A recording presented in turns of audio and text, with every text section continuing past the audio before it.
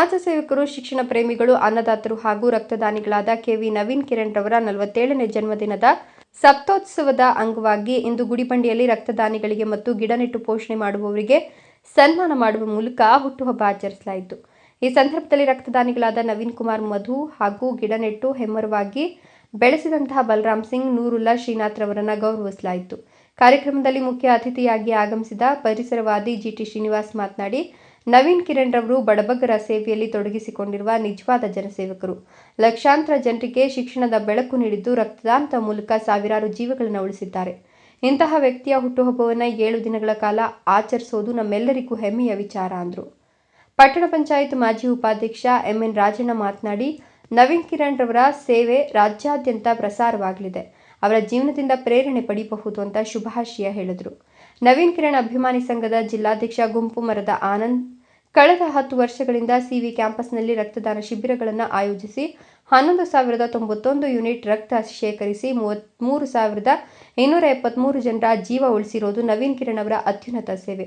ಪ್ರತಿಯೊಬ್ಬರಿಗೂ ಗಿಡ ನೆಡುವ ಪ್ರೇರಣೆ ನೀಡುತ್ತಾ ತನ್ನ ನೌಕರರನ್ನು ಕುಟುಂಬದಂತೆ ಕಾಣುವ ಗುಣ ಇವರ ವೈಶಿಷ್ಟ್ಯ ಅಂತ ಹೇಳಿದರು. ಹುಟ್ಟುಹಬ್ಬದ ಸಪ್ತಾಹದ ಅಂಗವಾಗಿ ರಂಗೋಲಿ ಸ್ಪರ್ಧೆ, ಮೀನುಗಾರರಿಗೆ ಸೀರೆ ಹಾಗೂ ಬಟ್ಟೆ ವಿತರಣೆ, ಮೆಕ್ಯಾನಿಕ್ಗಳಿಗೆ ಟಿ ಶರ್ಟ್ ವಿತರಣೆ, ಗಿಡ ನೆಡುವ ಕಾರ್ಯಕ್ರಮ, ರಕ್ತದಾನಿಗಳ ಸನ್ಮಾನ, ವಿಶೇಷ ಪೂಜೆ ಹಾಗೂ ಅನ್ನದಾನ ಸೇರಿದಂತೆ ಅನೇಕ ಸಾಮಾಜಿಕ ಕಾರ್ಯಗಳು ನಡೆದವು.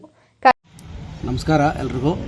ನಿಮಗೆಲ್ಲ ಗೊತ್ತಿದೆಯಲ್ಲ, ನವೀನ್ ಕಿರಣ್ ರವರ 47ನೇ ಹುಟ್ಟುಹಬ್ಬದ ಪ್ರಯುಕ್ತ ಗುಡಿಬಂಡೆ ಮತ್ತು ಜಿಲ್ಲಾದ್ಯಂತ ವಿಶೇಷ ಕಾರ್ಯಕ್ರಮ ಅಂದರೆ 7 ದಿವಸಗಳ ಸಪ್ತಾಹವನ್ನು ಹಮ್ಮಿಕೊಂಡಿದ್ದೀವಿ.